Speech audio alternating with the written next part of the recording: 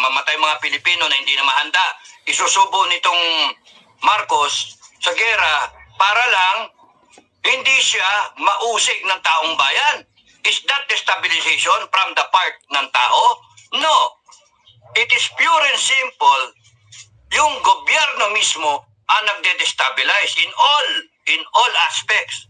Dinedestabilize, nagnanakaw, nagkukurap, sinisira yung mga agencies natin, isusubo tayo sa gera, nagtetik ng droga. Tanungin mo yung mga follower mo, yung mga subscriber mo, sabihin nila, yung mga nasa Pilipinas, kung maggrabe na yung droga sa lugar nila, mataas na yung presence ng droga, tapos ito, sasabihin, nagde-destabilize yung mga tao, yung Duterte camp. No! Kahit magkortehan. Anong po yung mga bobotong mga